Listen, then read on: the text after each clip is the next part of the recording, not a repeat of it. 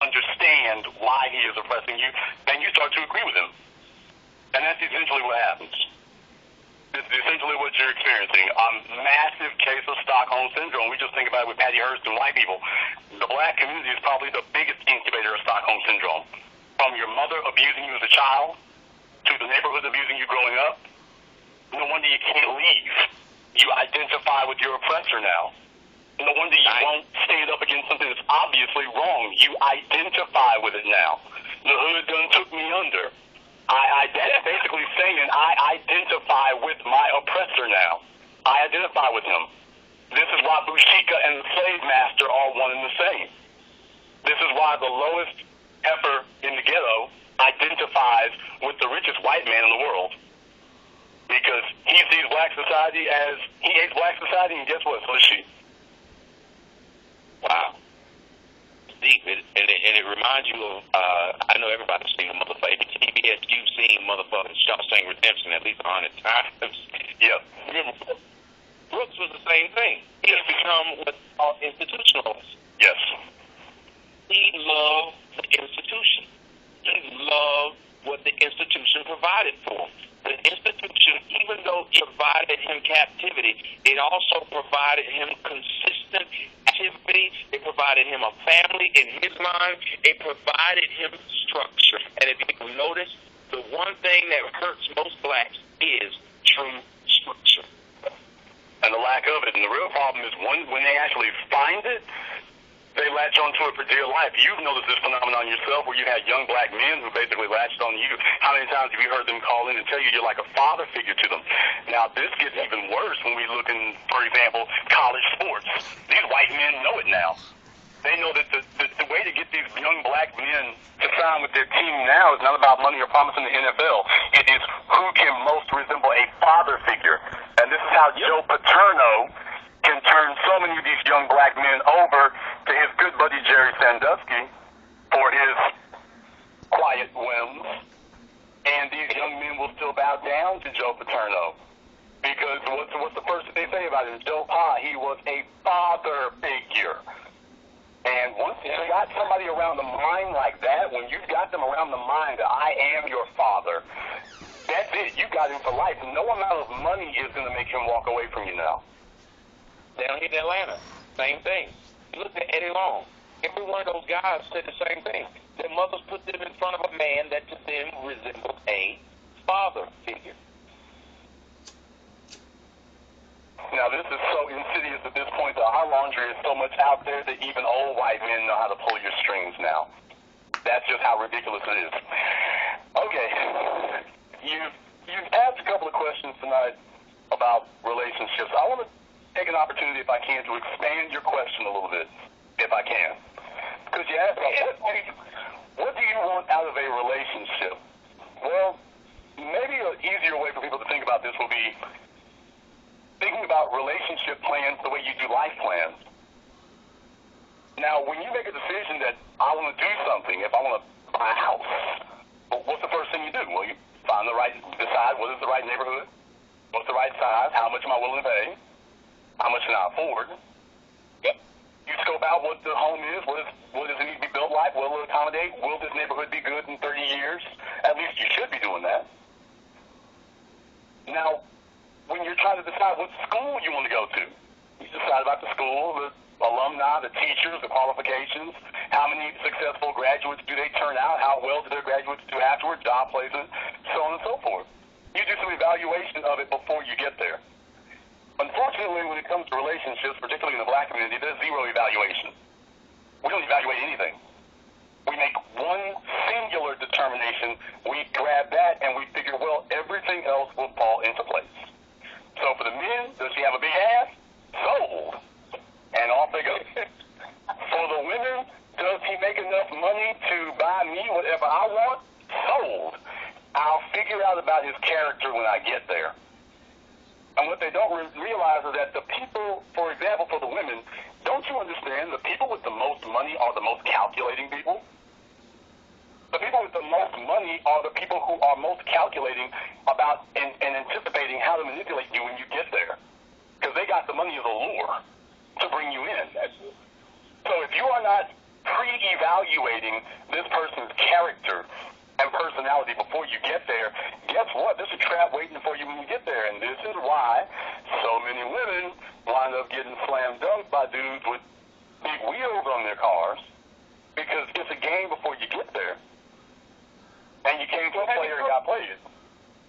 You notice that there are more black women in the United States that seem like I mean, and I don't know any real numbers. I'm just saying, it seems like black women are quick to get stigmatized before a white woman is. Like, good dick can keep a black woman. Well, because they correlate that to affection. They correlate that to love. White women, and let's just be honest about this. I mean, I've spoken about this before. Dr. John Henry Clark said that something happened to them in their history.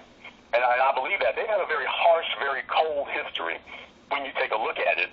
And what we're seeing today is the distillation of those millions of years of their history. And throughout time, he said that all races are here as formed as a condition of their history. And when you're dealing with a place where you're coming from a very unforgiving environment, where you have to take from other people to eat to survive, you take that to your children. You know, all these black men talking about dating Asian women and whatnot. Did you know that there is no word in the Asian language that correlates to unfair? There is no word in the Japanese language specifically. For all you anime fans out there, there is no word in Japanese that translates to unfair, specifically to unfair, the way we understand it. Now, when you're dealing with the people who do not have a concept of unfair, and you're going to sit here and talk about fairness, what do you think this female is thinking? Or you're going to come to her talking about what's not fair? She doesn't think child support is any problem at all. Now, when you understand that, when you understand what you're really dealing with people and actually take some time to do an evaluation of them, it'll hopefully keep you out of a bad situation. Now, where white women are concerned, where white people are concerned, their parents teach them at an early age to evaluate what the person is so you can see what you need to use them for. At a very early age. You don't keep people around simply because you like them. You keep them around because they have a utility and they have something to contribute to you. You don't just keep them around because they're cute. Jason, it got people mad when I said that's how you build a community. Yes. Build a community. People have things that they can do and that provide for the community.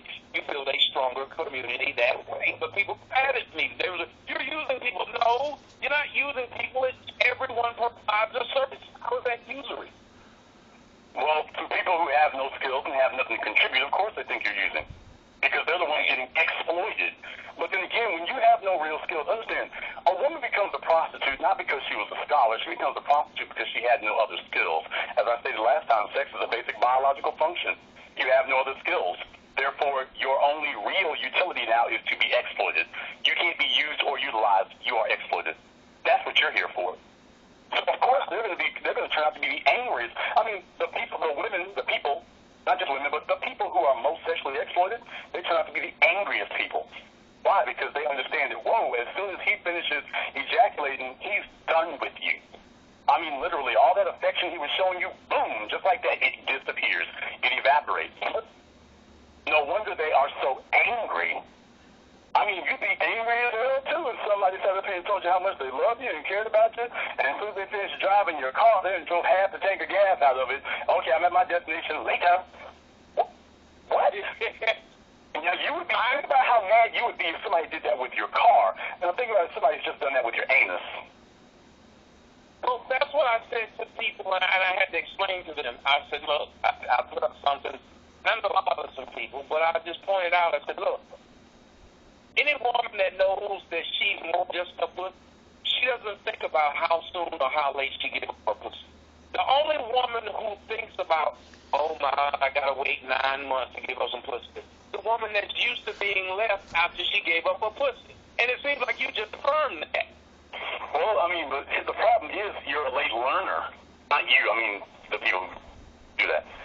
But when you're late, I mean, when you are late to pick these things up, this is why you have to teach them early. I mean, you know, Tommy, you're listening on the radio and they're talking now about, I mean, you've seen the advertisements where they're talking about, at what age should you start talking to your children about underage drinking?